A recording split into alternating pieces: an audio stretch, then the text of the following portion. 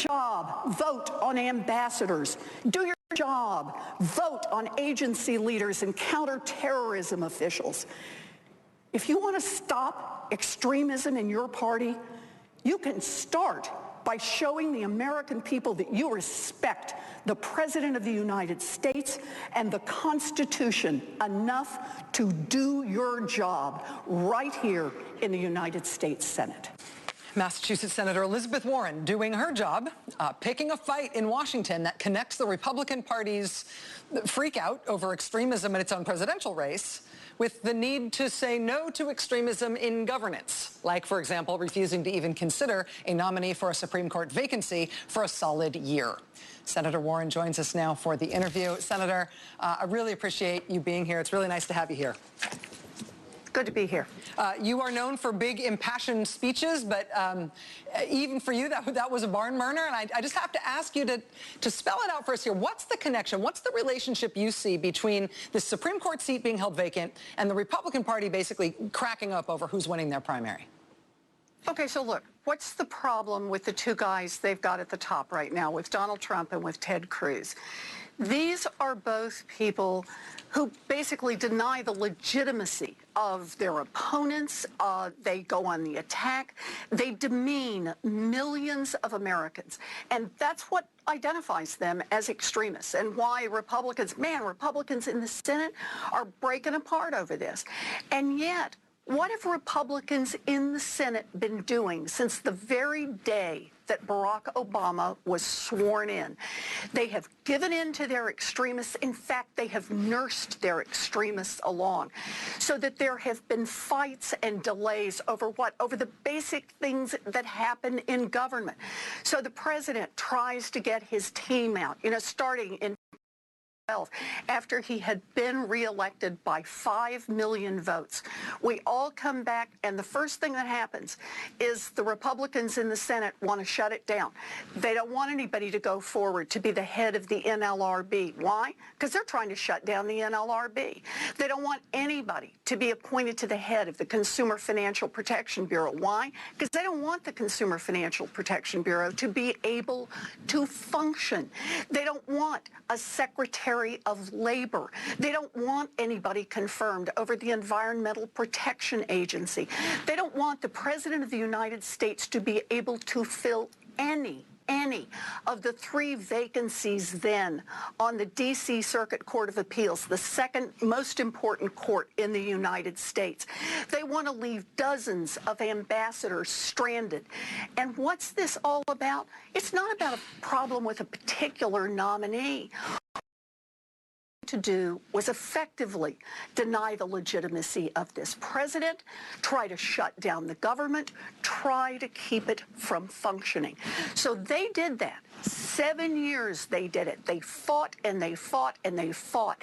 And now they got the biggest one of all, and that is a vacancy in the United States Supreme Court. And notwithstanding what it says in the Constitution, Article 2, Section 2, the president shall nominate with the advice and consent of the Senate. Notwithstanding that, notwithstanding the oath they took, they want to say, I don't care who you bring us. We are not going to hold hearings, and we are not going to hold a vote on anyone. In other words, no legitimacy for you, the President of the United States, no buying into the basic functioning of government. Well, all I can say is that's what constitutes extremism in the United States Senate. That's what has nursed what's going on now in the presidential primaries.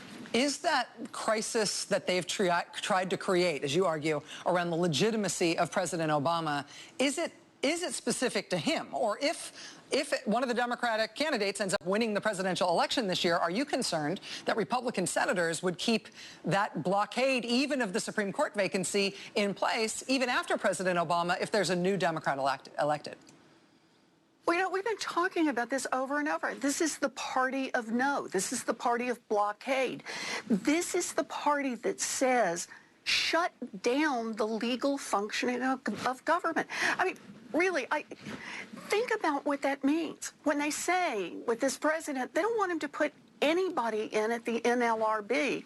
Because if the NLRB doesn't have a quorum, they can't function. And what does that mean? We lose our government agency that's supposed to decide disputes between employers and employees. You just effectively shut that down.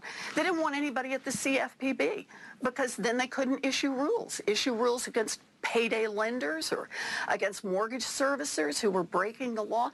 It's a shut-down approach. Now, they've gone after President Obama for this from the beginning.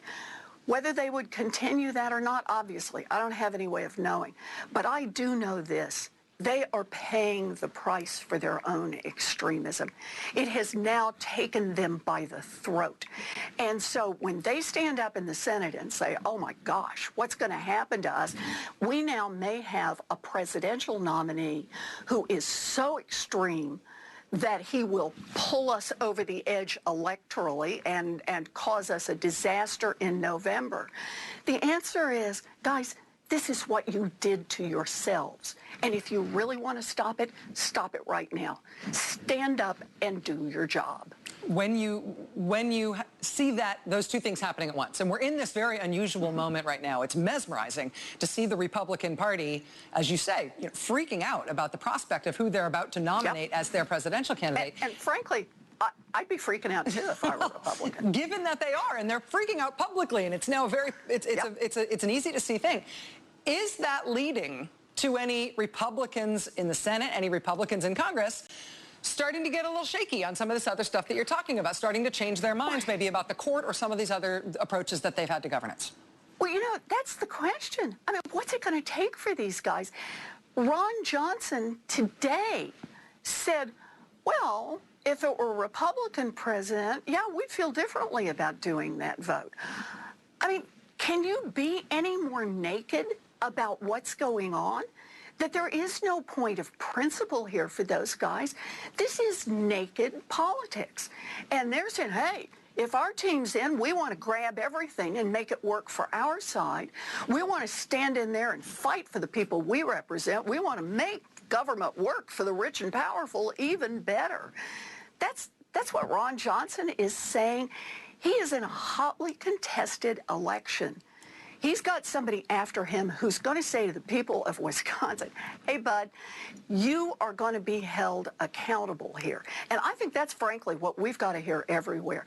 When those Republicans in the Senate are thinking about November and they're thinking about their own hides, this is really about the American people coming up on this one, really saying there has to be some accountability. There has to be some accountability in the United States Senate for people who say, I put politics ahead of the Constitution. I put politics ahead of respect for the duly elected President of the United States. I put politics ahead of everything except my own job. You have not made an endorsement in the Democratic presidential race. I know you're not going to do that tonight. I will not pressure you to do so. But I have been watching the pressure on you to do it. A lot of people obviously feel like your endorsement, because of your leadership in the party, because of the way you connect with people, people feel like your endorsement could have a determinative effect on the election. You ought to use that power.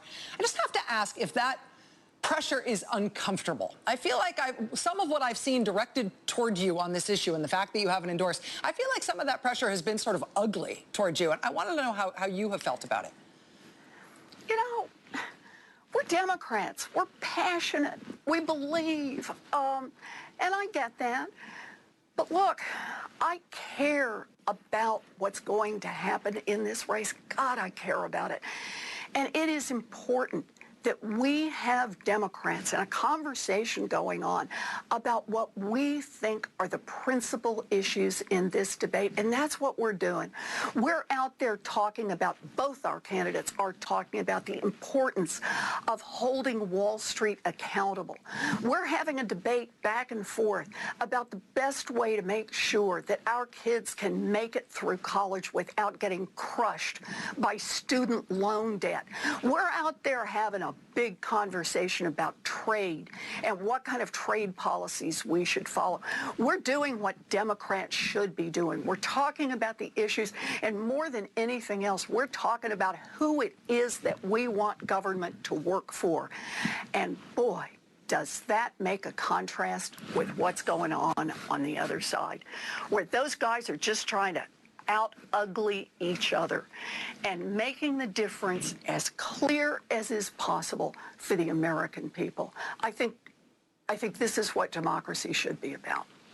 Senator Elizabeth Warren, Democrat of Massachusetts. It's been too long since we've spoken, Senator. Thank you for coming back tonight. I hope we'll have you back again soon. You bet. I appreciate it. All right, more to come tonight. Stay with us. Life as a spokesbox is great.